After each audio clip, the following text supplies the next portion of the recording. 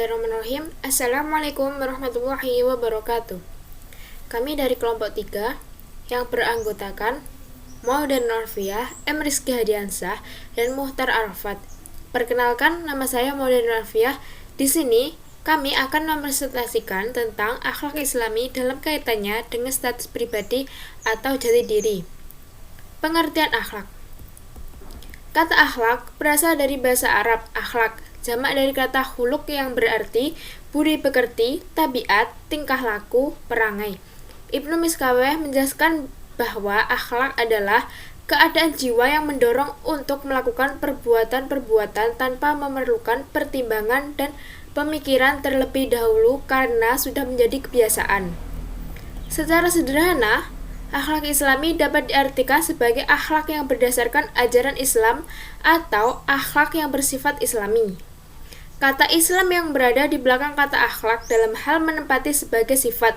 Dengan demikian, akhlak Islami adalah perbuatan yang dilakukan dengan mudah, disengaja, mendarah daging, dan sebenarnya yang didasarkan pada Islam. Dilihat dari segi sifatnya yang universal, maka akhlak Islami juga bersifat universal. Namun, dalam rangka menjabarkan akhlak Islami yang universal ini, diperlukan bantuan pemikiran akal manusia dan kesempatan sosial yang terkandung dalam ajaran etika dan moral. Pada dasarnya, akhlak sendiri terbagi menjadi dua, yaitu akhlak mahmudah dan akhlak mazmumah. Contoh beberapa akhlak mahmudah seperti bersikap setia, jujur, adil, pemaaf, menepati janji, berani, sabar, kasih sayang, murah hati, tolong menolong, menghormati tamu, tenang, lemah lembut, menahan diri dari berlaku maksiat, merendahkan diri kepada Allah, dan lain sebagainya. Sedangkan yang termasuk dalam akhlak mazmumah antara lain egois, kikir, dusta, khianat, pengecut, pemarah, curang, mengumpat, adu domba, menipu, dengki, sombong, mencuri, mengikuti hawa nafsu, boros, dendam, dan lain sebagainya yang menunjukkan sifat-sifat yang tercela. Kita telah mengetahui bahwa akhlak Islam adalah merupakan sistem moral atau akhlak yang berdasarkan Islam, yakni bertitik tolak dari akidah yang diwahyukan Allah SWT pada Nabi atau Rasulnya yang kemudian agar disampaikan kepada umatnya. Karena merupakan sistem yang berdasarkan kepercayaan kepada Tuhan, maka tentunya sesuai pula dengan dasar agama itu sendiri. Dengan demikian, sumber pokok akhlak Islam adalah Al-Quran dan hadis yang merupakan sumber utama Islam itu sendiri. Sehubungan dengan akhlak Islam, Dr. Anas Sahilun Al-Nashir menyebutkan bahwa akhlak Islam berkisar pada satu, tujuan hidup setiap muslim ialah menghambakan dirinya kepada Allah SWT untuk mencapai keridhoannya, hidup sejahtera lahir dan batin dalam kehidupan masa kini maupun yang akan datang. Yang kedua, dengan keyakinannya terhadap kebenaran wahyu Allah SWT dan sunnah Rasulnya membawa konsekuensi logis sebagai standar dan pedoman utama bagi setiap akhlak seorang muslim. Yang ketiga, berkeyakinan terhadap hari pembalasan, mendorong manusia berbuat baik dan berusaha menjadi manusia sebaik-baiknya. Dan yang keempat, Islam tidak moral yang baru, yang bertentangan dengan ajaran dan jiwa Islam berasaskan dari Al-Quran dan hadis, diinterpretasikan oleh ulama mujtahid. Ajaran akhlak Islam meliputi segala segi kehidupan manusia berdasarkan asas kebaikan dan bebas dari segala kejahatan. Islam tidak hanya mengajarkan tetapi menegakkannya dengan janji dan sanksi ilahi yang maha adil. Tuntutan moral sesuai dengan bisikan hati nurani yang menurut kodratnya cenderung kepada kebaikan dan membenci keburukan. Ciri-ciri akhlak Islamiyah yaitu 1. Kebajikan yang mutlak. Islam menjamin kebajikan mutlak karena Islam telah menciptakan akhlak yang luhur. Yang kedua, kebajikan yang menyeluruh. Akhlak Islami menjamin kebaikan untuk seluruh manusia, baik segala zaman, semua tempat, mudah, tidak mengandung kesulitan, dan tidak mengandung perintah berat yang tidak dikerjakan oleh umat manusia di luar kemampuannya. Yang ketiga, kemantapan. Akhlak Islamiyah menjamin kebaikan yang mutlak dan sesuai pada diri manusia. Ia bersifat tetap, langgeng, dan mantap, sebab yang menciptakan Tuhan yang bijaksana yang selalu memeliharanya dengan kebaikan yang mutlak. Keempat, kewajiban yang dipatuhi. Akhlak yang bersumber dari agama Islam wajib ditaati manusia sebab ia mempunyai daya kekuatan yang tinggi menguasai lahir dan batin dan dalam keadaan suka dan duka. Juga tunduk pada kekuasaan rohani yang dapat mendorong untuk tetap berpegang kepadanya. Dan yang terakhir, pengawasan yang menyeluruh. Agama Islam adalah pengawas hati nurani dan akal yang sehat. Islam menghargai hati nurani bukan dijadikan tolak ukur dalam menetapkan beberapa usaha. Sekian, selanjutnya akan disampaikan oleh Saudara Mukhtar Arafat. Bismillahirrahmanirrahim. Assalamualaikum warahmatullahi wabarakatuh. Nama Mukhtar Arafat, NIM 201210260 akan menerangkan tentang poin B, yaitu akhlak Islami dalam kaitannya dengan status pribadi. Akhlak Islami sendiri yang membatasi dan juga mengatur tentang kaitannya dengan status pribadi atau jati diri terbagi menjadi 6, yaitu yang pertama pribadi sebagai hamba Allah, yang kedua yaitu anak, yang ketiga orang tua atau ayah dan ibu, yang ketiga anggota masyarakat atau jamaah, yang kelima yaitu dai atau mubalik, dan yang terakhir adalah pemimpin. Langsung saja memasuki yang pertama, yaitu pribadi sebagai hamba Allah. Kenyataan di jagat raya ini, di alam semesta ini, pasti telah membuktikan bahwa ada zat yang telah mengatur berbagai kejadian, berbagai masalah apapun yang telah terjadi di alam raya ini. Namun kita tidak dapat menyaksikan atau melihat secara langsung dengan mata kita. Tentu yang telah menciptakan juga mengatur segala sesuatu yang ada di alam semesta ini pastilah zat yang maha hebat, yang maha super. Nah, itu semua kita namai dengan Tuhan, yaitu Allah Subhanahu wa Ta'ala. Allah Subhanahu wa Ta'ala di dalam menciptakan dan juga mengatur segala yang ada di alam semesta ini pasti telah memberikan berbagai kenikmatan terhadap makhluk-makhluknya. Entah itu berupa kenikmatan yang dapat kita sadari maupun tidak. Sangat banyak sekali contoh-contoh kenikmatan yang telah diberikan oleh Allah Subhanahu wa Ta'ala. Di antaranya yaitu kesehatan, nikmat akal, pikiran, kemudian keluarga, harta, dan juga lainnya. Bahkan nikmat yang paling terpenting, nikmat yang paling besar, yaitu nikmat keislaman dan juga keimanan. Di samping itu, bukan berarti Allah Subhanahu wa Ta'ala ketika telah memberikan berbagai kenikmatan tersebut menuntut kita untuk mengembalikan ke berbagai kenikmatan tersebut. Tidak. Namun Allah Subhanahu wa Ta'ala memerintahkan kita untuk menyembah kepadanya, senantiasa beribadah kepadanya, dan melarang kita untuk menyekutukannya. Hal tersebut seiring dengan hadis Nabi Muhammad SAW yang diriwayatkan oleh sahabat Mu'ad bin Jabal. Pada suatu ketika sahabat Mu'ad itu ditanya oleh Rasulullah SAW, "Ya Mu'ad, hal tadri haqqallahi 'alal 'ibad wa haqqal 'ibadi 'ala Allah?" Nah, apakah kamu mengetahui hak Allah terhadap hambanya dan juga hak hamba kepada Allah terhadap Allah Subhanahu wa Ta'ala? Kemudian Mu'ad menjawab, "Allah wa rasuluhu a'lamu." Sesungguhnya Allah dan Rasulnya yang hanya lebih mengetahui, yang lebih mengetahui.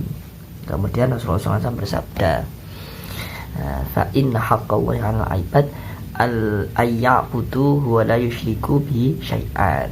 Hak Allah terhadap hamba-hambanya yaitu mereka semua menyembah Allah dan tidak menyekutukannya terhadap dengan sesuatu apapun. Nah, kemudian wa haqqul 'ibadi 'ala Allah, dan hak hamba-hamba Allah terhadap Allah yaitu alla yu'adziba man la yusyrika bi syai'an, yaitu Allah Subhanahu wa Ta'ala tidak menyiksa hamba-hambanya yang tidak menyekutukan Allah dengan segala sesuatu apapun.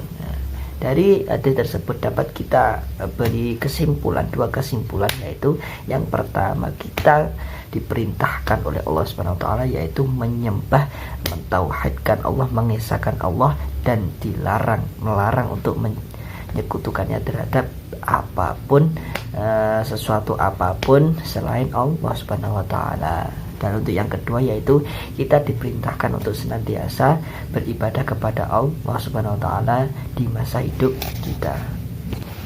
Bahkan Allah Subhanahu wa taala berfirman, wa ma khalaqatul jinna wal insa illa liya'budun. Dan Allah Subhanahu wa taala tidak menciptakan jin ataupun manusia itu kecuali hanya untuk beribadah, menyembah kepada Allah Subhanahu wa taala. Dan untuk selanjutnya yaitu yang kedua yaitu akhlak pada ayah dan ibu. Betapa berat tanggungan seorang ibu dikala mengandung, dan demikian pula kalau sudah datang waktunya melahirkan. Betapa berat cobaan sang ibu, tanggungan sang ibu, segenap jiwa, raga, kemudian tenaga sang ibu kerahkan terhadap jabang bayi untuk melahirkannya, kemudian mendidik, mengasuh, merawatnya sampai ia tumbuh besar. Nah, mengapa demikian? Kasih sayang ibu kepada anaknya itu sangat besar. Padahal sewaktu belum mengandung seakan belum tahu, belum mau untuk mempunyai anak. Tapi itu semua adalah karena karunia Allah Subhanahu wa taala, dan juga merupakan suatu kenikmatan terbesar. Seorang ibu telah diberi karunia anak,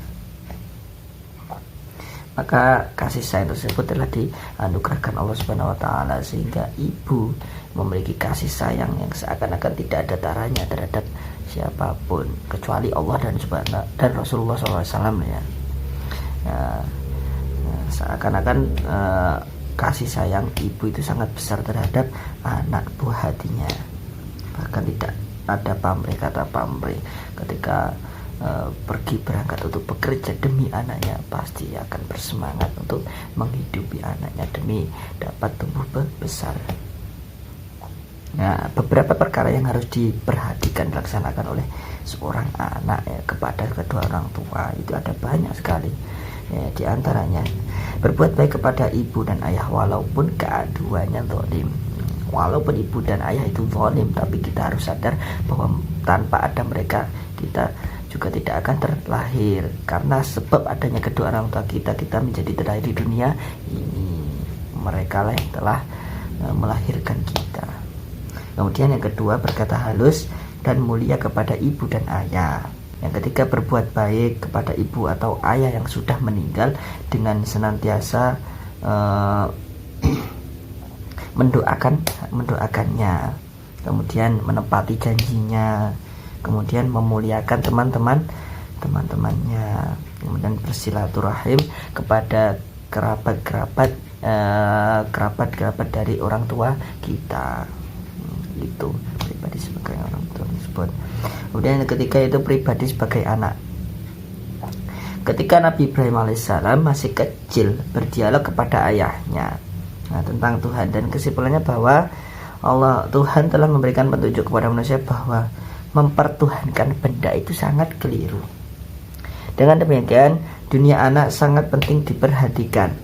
Apabila keliru dalam mendidik anak, bisa salah akan menjerumuskan anak tersebut terhadap hal-hal yang bersifat kriminalitas, seakan-akan mengarahkan mereka ke dalam sebuah kejahatan dan juga lain sebagainya. Contoh saja dalam pendidikan, apabila anak berdusta di dalam segala bicara, justru didukung para gurunya, maka dia akan terbiasa melakukannya, entah itu di masyarakat, orang tua, ataupun yang lainnya. Ketika seorang pendidik, entah itu orang tua ataupun guru, justru menyemangati anak tersebut terhadap hal-hal yang bersifat buruk, anak tersebut justru akan senantiasa bersifat buruk tanpa merasakan beban apapun.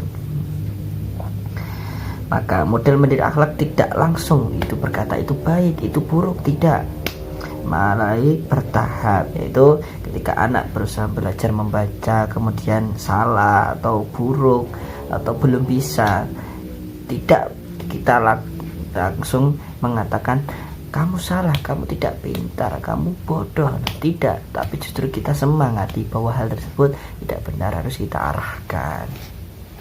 Assalamualaikum warahmatullahi wabarakatuh.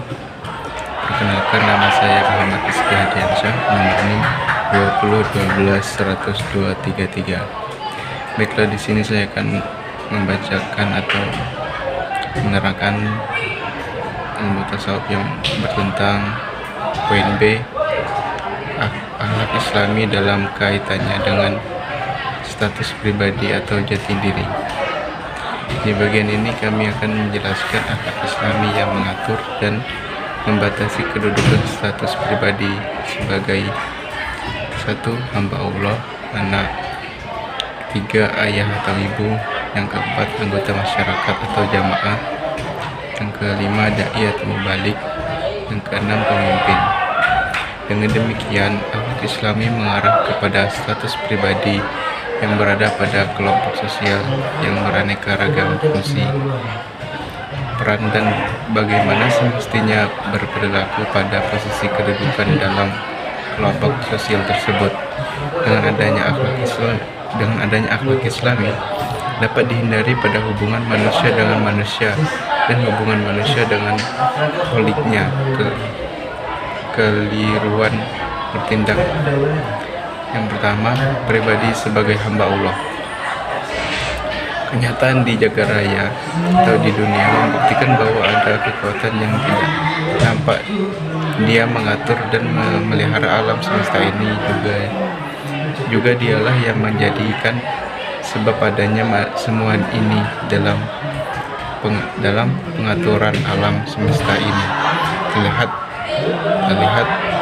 ketertiban dan ada suatu peraturan yang berganti-ganti dan gejala dating dengan keteraturannya.